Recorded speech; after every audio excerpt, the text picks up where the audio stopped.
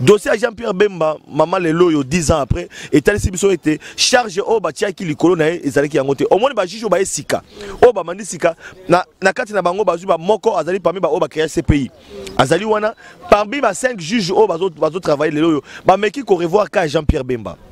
batali parce que tant ba condamner Jean-Pierre Bemba pour 18 ans ba ken appel nde moni ba o ba kota ki sika ba ko dossier ba komotela oh mais na chambre o yo bo condamner ki Jean-Pierre Bemba pour un crime contre l'humanité ezali la charge na été bateau bazalaki kolandelaye Moreno wazalaki substitut procureur wana tozali na CPI azalaki na groupe na eba miyibi parce que Moreno azana na média étranger média étranger batu ko la kisa comment est-ce que azaki trempé azo kota na ba dossier ya ba chef d'état mususu ali ya mbongo azo kota na ba dossier ya ba carré minier ebele akoti na makambu ebele ya bosoto Moreno oyo moko azalaki juge procureur wana toza na CPI azana ba dossier sale lobby ba député obemina kuna perchoir ba député bango moko disoka na téléphone po bazolandela ndenge nini verdict ngaki koya mama ba député ngaité ba député na Assemblée nationale balongoli ba veste ba ope ba traisa Jean-Pierre Bemba balongoli ba veste ba pesa Jean-Pierre Bemba mo Congolais loyo balongo ba MLC balongoli ba veste pour la remona keno ezaki esengo ya batu nyonso na ba traître ya Jean-Pierre Bemba na ba balinga Jean-Pierre Bemba pas c'est l'équipe na lobi ba député Obin Minako pourquoi suspendre audience à lobby Obin Minako président de l'Assemblée nationale à suspendre audience à lobby ba journaliste tous à l'Assemblée nationale et Pessi Boulouye qui est l'Assemblée nationale Jean-Pierre Bemba a libéré ba charge nyonso wana ekoi Jean-Pierre Bemba n'appelle accueilli ba sambisi batali dossier azali coupable neloko mokote ata ya mukete nazo beta c'était. OK voilà Jean-Pierre Bemba aza coupable neloko mokote suko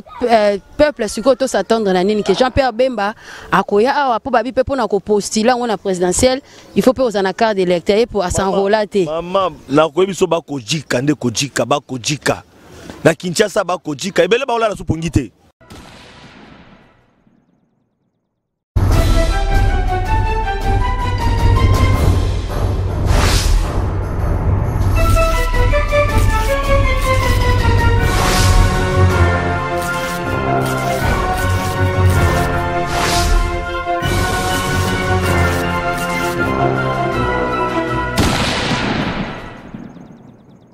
Un grand merci à tous les internautes, merci à vous très chers abonnés de notre chaîne, notre site www.cleboa de la nation Tonton Banda. Un grand merci à toi l'homme invisible, Herman Emporio derrière la caméra, Pichou Mangaya, grand merci aussi à toi, à toutes ces personnes au bazar. On a toujours pour nous soutenir Moussana Bisso,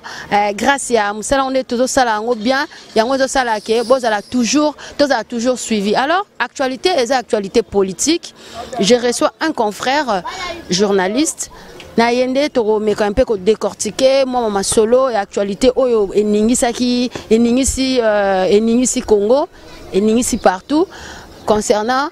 Jean-Pierre Bemba ou Azala qui je ne sais pas son nom Azala qui bien Azala sénateur et puis Azala rapé candidat na élection présidentielle na 2006 au lelo bison stoyebi bakangai Azana CPI. Alors concernant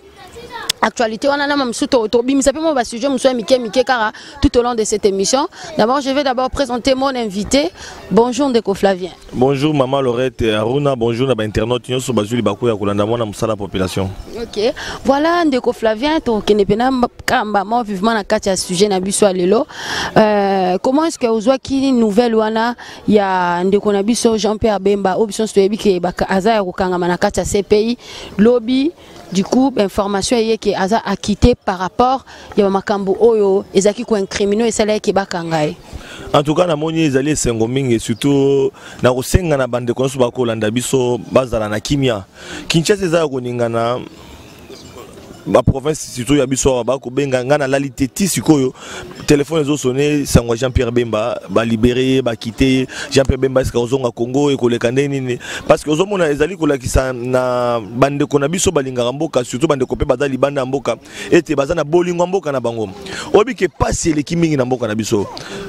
lelo yo ata soko Jean-Pierre Bemba te ozuka congolais mosusu oyoyo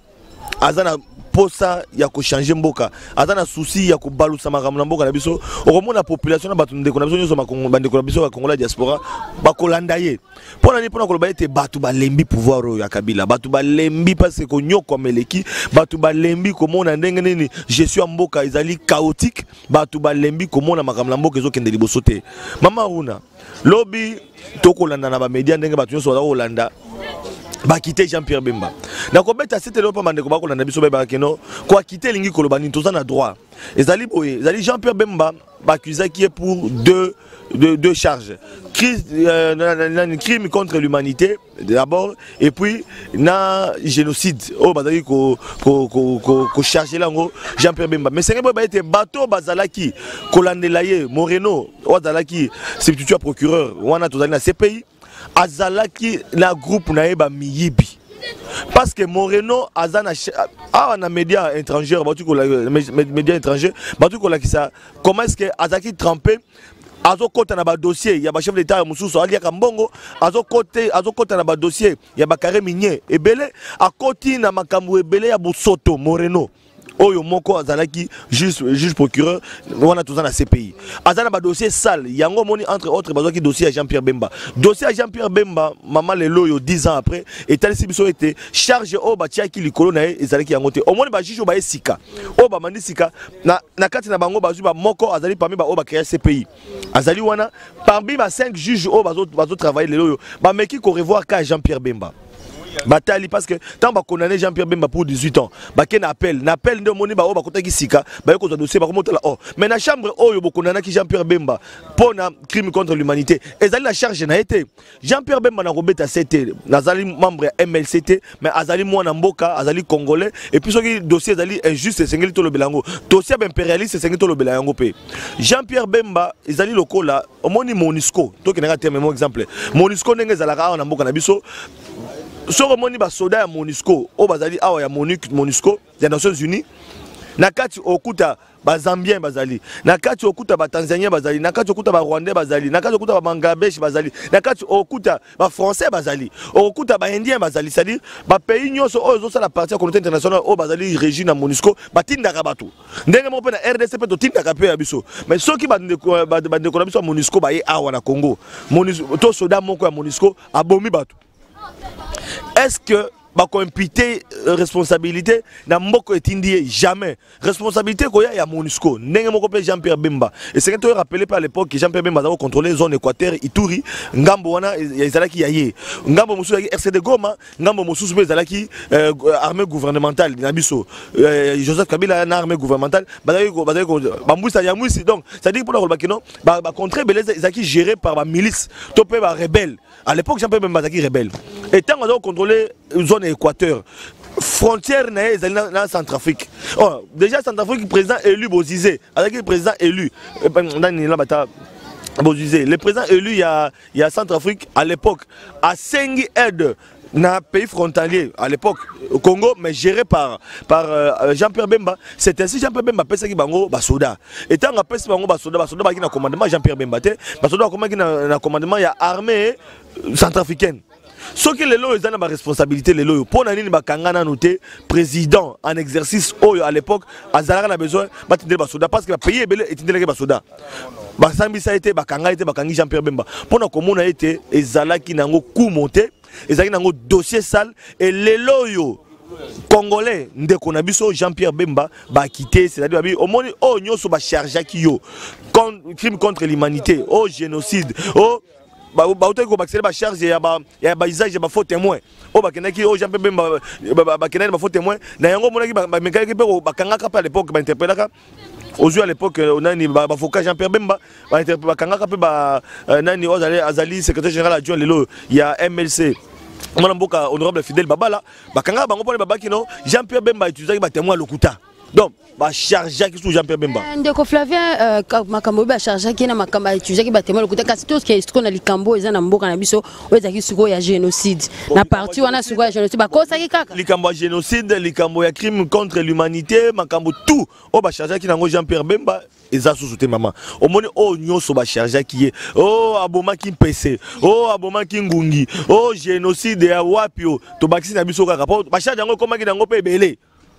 wana de conférence au bakisa na epeka au bakisa kaka ba charge nyoso wana ekwei Jean-Pierre Bemba n'appelle accueilli basambisi batali dossier azali coupable neloko mokote ata ya mukete nazo beta c'était. OK, voilà, Jean-Pierre Bemba aza coupable neloko mokote suko peuple suko to s'attendre na nini que Jean-Pierre Bemba akoya awa po babi pe pona ko postuler on a présidentiel, il faut pe ozana carte d'électeur pour s'enrôler té. Maman na ko biso ba ko jika nde ko jika ba ko jika. Na Kinshasa ba ko jika ebele ba ola na supongité. Oyebi ke l'Assemblée nationale, lobby, ba député Obemina kuna perchoir, ba député bango moko disoka na téléphone. Po bazo landela ndenge nini verdict ngake koya. Mama ba député ngaité, ba député na l'Assemblée nationale. Balongoli ba veste. Ba ope ba traisa Jean-Pierre Bemba. Balongoli ba veste. Ba ba pesa Jean-Pierre Bemba mo Congolais loyo. Balongo ba MLC, balongoli ba veste. Pour la romona keno ezaki esengo ya batu nyonso na ba traître Jean-Pierre Bemba, na ba balinga Jean-Pierre Bemba. Pas si l'équipe na lobby ba député. Obem Minako, pourquoi suspendre audience à lobby? Obem Minako, président de l'Assemblée nationale, a suspendre audience à lobby. Lobby, bah journaliste est aux allés qui l'Assemblée nationale. Et Pessi Boulouye qui est l'Assemblée nationale, Jean-Pierre Bemba a libéré, Jean-Pierre Bemba a quitté. Ou on a tourné l'Assemblée nationale, Ngaïté, bah député, TV Zaradoté, Touna Bango, Touna Zakari. Akobisayo, Bazalaki Kuna, Touna Bango Babisayo, ba fidèle Baba la pauvre Bango Bango MLC Totika Bango, tous aura au Bazali, même dans l'obédience à majorité. Parce que Boulouye qui peut que c'est l'Assemblée nationale pour nous va quitter Jean-Pierre Bemba. C'est-à-dire, bah charge sur la Jean-Pierre Bemba pour la condamnation de 18 ans, à ça il y a 10 ans. Et quoi? Bah oh Mickey d'abord, il faut Mbappé dans cette charge ya makasi et les radisans na CPI. Donc 500 ba charge au comme 15 ans, 20 ans parce que 5 ans ce qu'on a ba dossier belé. Même ceux qui le ba pour na o Italie ba témoin na yé o a utiliser ba faux témoin. Et qu'on les cas 50 donc attends sur le 5 ans, aza coupable pour 5 ans wana. So ba longoli 5 ans wana ba tikela 5 ans na ba nyongo na Jean-Pierre Bemba. Et puis na ko bisa obi ki ba to bon de la Jean-Pierre Bemba. Parce que ils ont pesé, il faut pas dédommager mais à l'ingité. Ba voka ne ba zo ko lande la CPI. Les lois sont pas dédommagés Jean-Pierre Bemba. Il faut pas payer 2 milliards de dollars. 2 millions de 2 milliards de dollars. Il faut pas payer Jean-Pierre Bemba. Est-ce que ça m'a couru Jean-Pierre Bemba? Pour la moto, d'abord commerçant, Jean-Pierre Bemba opérateur économique, il tient en prison, opérateur politique, il tient en prison. Et puis injustement, pour un dossier, il crime oh ya commettre, t'es mort monsieur commettre. Et ça l'a raté. Et tu as reçu le matin. Il a dit Sony à ces pays, il a dit bon soto à ces pays. Ils ont ça là. Pour n'angaï, n'a qu'au sein même le gouvernement congolais et c'est ngeli tolongwa. Tolongwa wana parce que dossier charte wana kozala wana tolongwa yango tolongwa parce que au comment na lobby bako baluki la paix ndeko na biso congolais moko awa. OK, mais c'est pas un second on dirait c'est pas un bachonka juste pour na ba président africain pour tout le monde ba pe mindele amo basala pe ba délit. Yango na zoloba ko ratifier charte wana ya Rome tolongwa. Ko ratifier charte wana ces pays tolongwa. Parce que ils allaient couper sa privilège na ba impérialiste. Ils allaient couper sa privilège maman. Au moins mboka na biso lelo yo. Mindele balingaka biso te parce que tolingi bango. Te. Mindele balingaka biso pona intérêt. Mobutu azokende va kende Kawele azonga gbado 2 jours avant Kima. Akolo baboye alobina musée Laurent Désiré Kabila mindele oyo ba peso minduki lobi bako balukela yo e ko umela te soki nga na vandaki na bango 32 ans pona yebaki ko vanda na bango mais bako baluka mais mama yebisanga est-ce soki ngonga boni mindele wana bako bundisa Joseph Kabila lelo mindele wana bako bundisa institution lelo omona otali Congo soki mupaya isenge to sangana to tikina ba clivage politique o yazali na pouvoir o azana opposition non isenge to sangana parce que intérêt mondele za Congo konyoko la biso ko teka ko somba ba minéraux na biso ko exploiter biso ko exploiter na minéraux mais to gagner rien talambo kana biso lelo depuis to indépendance yebisanga elone za na Congo hôpital malonga ezalaka sous-souté mais inga o baneko ko servir et servira sous malamu te courant electrique ezalité ma ezalité kelasi ezalité yebisanga yo mindela ngo basalani mais tala nde ba minera biso kenaka donc d'où pour na kozonga na question na yo ba kinois ba congolais ba ke to tikali sikoyo na démarche administrative Jean-Pierre Bemba ba quitté et sengeli ba dédommager pour avocat bazali kolanda mais Jean-Pierre Alingité dans les heures qui suivent na ko pesa bango information et évolution mais nangonga autre so no maman Lorette et sengeli ba kino etikali sikoyo ba dossier administratif c'est-à-dire azalaki wana ba kanga kié et sengeli ba sala mikanda Jean-Pierre Bemba zwa mandat na yo yango yo okobima na yo ako présenter yango valanga yo na komi na ngai na bimi so mutaza besoin tout na ngai question tala yango yo na za sous-souté na CPI yango ne sengeli ba pesa mikanda oye ko bimisa ye mena ngonga to ko loba boye bande ko ba mela champagne bande ko ba mela balangwa Jean-Pierre Bemba azali libéré. OK, voilà na ngonga o bande ko nyoso ba biso nyoso to ko mela champagne pour mwana mboka abimi aza akité mais siko tota bae o basaki na ye bande ko lokola Thomas Louaka, Germain Kambinga, bato bana mai babenda na basala ba ya bango Thomas Louaka sala MLC je crois na bosani comme mususu asala surtout qui libéral. Germain Kambinga kenda pe mpanda sala bana mai o basaka na neti par rapport ce quoi bon. Bisio bakojika tana bagino bakojika tana bagino bakola la pongite ezali ba traître Jean-Pierre Bemba. Omoni lelo yo na repéso exemple moko Kofi Olomide star mboka na biso asali quartier latin na ye leader a recruter ba musicien na ye basali quartier latin ye ne leader ya quartier latin bakenda yebisa ngai lelo bakenda soko tali quartier latin bakenda ka orchestre mobima presque ozui batalaku ozui ba chanteur ozui Kofi Olomide atikala ye moko mais lelo Kofi Olomide a existé na quartier latin na ye na kopesa ndakisa même ya ba musicien ebele Papa Wemba ebele batika Papa Wemba bakenda Papa Wemba tikali Papa Wemba na kopesa exemple ya ba musicien ebele kozala leader ezali Nzambe mutu nyonso abota maka leader te mais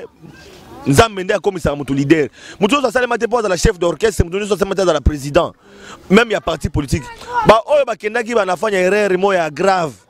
banafanya erreur moya ya grave pour rattraper bango lelo Jean-Pierre Bemba gomba kozonga Jean-Pierre Bemba akopostuler Jean-Pierre Bemba kozonga MLC na bango nga mto MLCT na bango comme formation ba parti politique et kozonga mais siko yebisanga ba oba kenda lelo batuma loa quand même parti politique na bango eloko ni basala lelo yo et l'autre côté Germain Kambinga avec un avenir mwana mobali wana azaki jeune o azaki ko inspirer batu confiance et belé Germain Kambinga mais yebisanga lelo yo même jeunesse ya mboka na biso o bazaki ko se focaliser na Germain Kambinga ata sous exemplaire te pona bango Jean-Pierre Kozonga ozaka vie na ye vie ya Germain aibi kati azako beta bango na Jean-Pierre Bemba akoloba na ini pona ba traître bana fanya erreur moya grave donc ba si ba jiki ba kojika ba kozonga ndenge nini ya pasi Jean-Pierre Bemba zozonga ba traître ba si ba kei ba kende na bango avenir na bango et bana kasusu te jamais ko bana kata bango nommé ministre bon ebisanga lelo elo nya osala Thomas Louaka lobi soki Jean-Pierre Bemba zongia wa même soki lelo ba esengeli na ça peut révélation mo na micro na yo ndenge makambo zo kende lelo yo esengeli batu ba kende na transition ça na mboka na biso kobima Jean-Pierre Bemba na zo bango bien en tant que analyste chroniqueur politique transition et ko salema ya 3 ans ya munene na mboka na biso wana osala ba révélation botala ba signe de temps ndenge tozali ko kende transition na mwana mboka Jean-Pierre Bemba tant bon ba tractation ba machine à voter bon mona ba musuba ba que non ça Moïse Katumbi to kene élection te tant bon mona que non il faut transition sans Joseph Kabila mais c'est que notre transition ko salema avec Jean-Pierre Bemba na mboka na biso to kende skona likambo po tomboli pe ya Moïse Katumbi Chapwe Moïse Katumbi Chapwe Félix Tshisekedi Pai Jean-Pierre Bemba pe ayeli susu yebisango rosuka ndeni po kombango ekomi omoni batu bazana ngambo o basi ba meli ba miel batu basi ba langwe na bango bazo gérer ba bateke no busole se zo kende bazo tourner à vue bazo bateke no compteur montre se bandaki ba bateke no makambe comme na suka bota la signe de temps to komi na fin ya souffrance na mboka na biso na ko biso moko elo maman Lorette attaque analyste chroniqueur politique rencontre moi na mboka Vital Kamerhe F Bazaïba, Félix Tshisekedi, Pierre Lumbi na compte ya ba G7 on va soutenir Moïse Katumbi. Ça dit beaucoup. Rencontre na ces pays tango nani Félix Tshisekedi qui n'est ko rendre visite à Jean-Pierre Bemba. Tango caméra qui n'est ko rendre visite à Jean-Pierre Bemba. Tango Moïse Katumbi qui ko rendre visite à Jean-Pierre Bemba. Rencontre o esalemi na poto lisusu entre président Kagame, aujourd'hui président Lorenzo ya Angola, aujourd'hui Macron, aujourd'hui sur rencontre ya roi ya Belgique Philippe ayambi susu batunatangi rencontre ya Sassou Kagame Lorenzo Angola mama isa bassine de temps eza bassine de temps bon lire yango changement zo selma na mboka pona koloba boye opposition politique na kosenga na bango unité ezali pasi to monaka yango Vital Kamerhe azaki incapable avant na mona mboka Tshisekedi basa la candidature commune ba mise candidat moko na élection ba koya makale kale ba mona le kaka il est grand temps les loyo opposition politique to boyi lelo ba koma ko benga opposition sa position Tolingite lelo opposition na bokisa sous population soni pour pas si za na mboka batu balembi. Toko senga Jean-Pierre Bemba kobima rencontre Etienne Tshisekedi, rencontre Félix Tshisekedi, Moïse Katumbi, Jean-Pierre Bemba, Vital Kamerhe, na ba autre parce que Bobo ça a été Martin Fayulu pas un candidat. Donc basangana bakutana babimisa to candidat moko oza la face ya majorité et puis c'est pas été opposition politique oyo bazana gouvernement basali déjà front commun pour le Congo. Plateforme maintenant les années maman Lorette. Omoni ba opposant oya mboka na biso o bazana gouvernement. Na ba parti politique mususu ya majorité basali suko lisanga na bango susu donc majorité o ngana ko benga majorité élargie mais bango ba boy ko benga oh non tous opposants nous sommes des opposants mais to linga pona okena élection to sangana pona candidat moko autorité mo na bango na Joseph Kabila yango na lobi opposition sengeli bo za la paix commun opposition bango ba boyo kanisa la raté entre bango dès loko et puis ba dribbler na ko interpeller moi na mboka Vital Kamerhe c'est le moment. Toboy ba dribble o ça les maraboyo kani après bolongo non fallait beaucoup d'enchaîner Tshisekedi na États-Unis to wapi bo changer Vital Kamerhe donc la tête c'est le moment lelo yo Félix Tshisekedi bo tianase c'est le moment Vital Kamerhe bo tianase c'est le moment Jean-Pierre Bemba bo tianase c'est le moment Moïse Katumbi bo tianase c'est le moment lelo yo au moins pour ba déjà ba présumé ba candidat Martin Fayulu bo tianase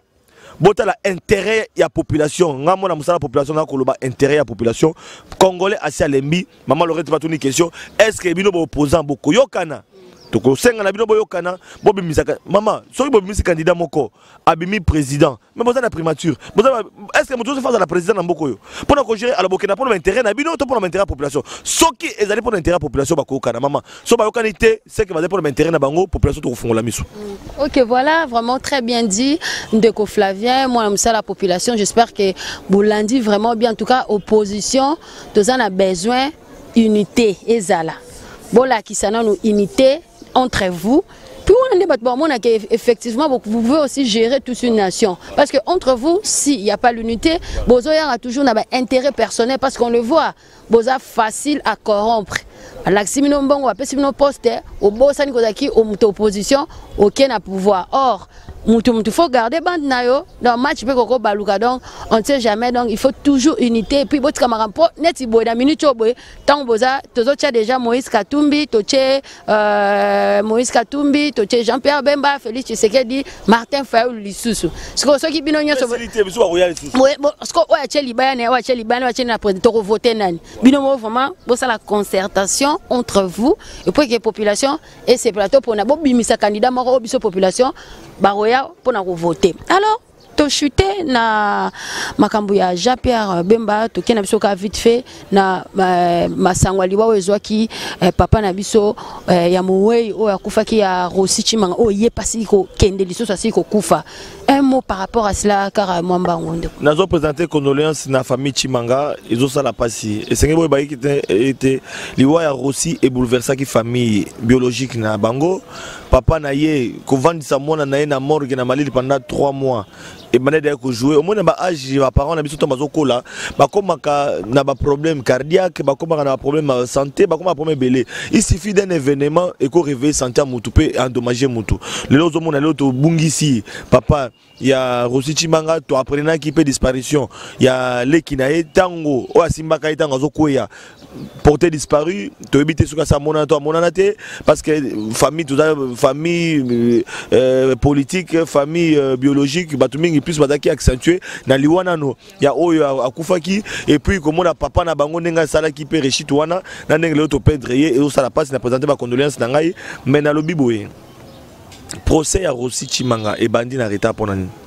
parce que tant bakangaka Rossi tant bakangaka ba présumé au babetaki masasi na Rossi et senga ki basambisa bango na betaka seta lobaki kino aussi longtemps ko reza na mort to ba muto bomaki 3 mois après to évité ba to yokundaye procès ko banda mais on n'en parle plus to ko bosana Rossi ne to bosana lelo papa Rossi accueilli lelo maman patikali atali touché ozomona famille biologique batali touché biso ba famille politique to ba famille to koloba en tant que ba congolais population to zali touché pour tozo perdre to lembi na ko senga ngai na kosenga na gouvernement congolais soit linga se racheter Alex Abiso na boma ki Rossi et puis les responsabilités ya papa Rossi a kufi ezoko na maboko ya bato boma ki Rossi yango senge to ba ete ba comme na double responsabilité ya Mowe ya papa Chimanga et puis ya Rossi et Moko senge to ba et puis les ba rendre famille wana les vulnérables pour nani parce que ba bungisi ko bungisa mwana mobali ozali assistant na Unikin na université plutôt na UPenn azalaki pas même un intellectuel na mboka na biso azalaki na mwana azalaki na mwasi activiste des droits de l'homme to perdre et lelo papa na choc et memi to perdre bazolo banini azalaki ko supporter pété ko bungisa mwana et puis porter disparition ya mwana mosusu kaka na famille moko yango na ko interpeller Ezui Tchakou ko sekate boyebi bino na marche oyoyo bataka ko boma mwana colonel moi moi si yo azaka servante de Dieu o kufaka tant ba marche balai catholique mais azaka mona ya colonel azalaka pena alelaka colonel alelaka tolobaka nini bobumaka biso metango koma tour na bino c'est pour dire que non tango Ezui Tchakou ko sekate ezala bino bato batinda ka bino pona ko kanga mufungo mokamate onde ko vers le biboy ba intimida ka biso ezala na bino bato bokanga pona ko pexeso ba marche bobeta ba massage à balle réelle bato bazo kufa bobi ozaki ba balle réalité au balle blanche mais ebomi mutu tout ça a besoin ba tenir être honnête et surtout la virage to kendo ya l'élection le 23 décembre ndenge to komona cartographie on dirait élection ko zalate mais boy ba que population na kanda pour le 23 décembre et que ça mabe yango tous a besoin d'élection na mboka na biso tous a besoin de lo changement na mboka na biso tous a besoin de lo kimeza na mboka na biso tous a besoin de lo fonctionnaire afuta malamu ba étudiant batanga na ba condition malamu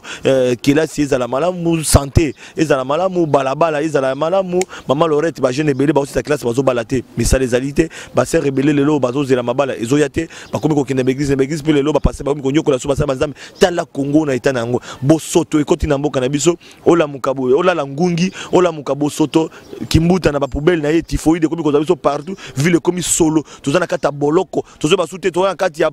ya enfer tozana kata enfer bande ko na ngai tobite soki vraiment ya solo ndenge balobaka kino to komi na temps de la fin ndenge toyokaka soki tozo vivre yango te soki ya solo awa tozana kata moto te po olali na solo Oliete, olali na ngungi, ville salité, olamuki poubelle à gauche, balabala, ezalité, bokene le ba contrôle technique yango to comprendre soute. Ah pardon, mboka ngoka pasi. Voilà, pasi na pasi, nzamba osunga kaka. Toyokana bolingo ezala plus j'espère que nzamba osunga makambo ekena obena o eleki bolingo ezate volonté pe fo ezala ya kosunga population. Voilà, un grand merci à toutes ces personnes qui vont suivre cette très belle émission avec mon confrère Ndeko Flavien. Actualité zala car Libération, il y a Jean-Pierre Bemba Gombo oyo azali mwana mbo aza akité eza esengo mwana mboka kangama qui pendant 10 ans et le enfin ces pays est décidé et katape likambango ndeko na biso aza akité moi quelques formalités quand ne ba utakoloba a pa Ndeko Flavien donc c'est là qui est kalaté awa arozana libanda et puis voilà to komona to kosepela to koyamba parce que aza mwana na biso ya mboka donc to koyambe kaka maboko ya kofungama. Merci à toutes ces personnes qui vont suivre cette émission de la nation Tonton Banda Pichu Mangaya Herman Emporio garçon slim derrière la caméra. Quant à moi mère chef, je vous dis au revoir, on se retrouve tout prochainement. Bye bye.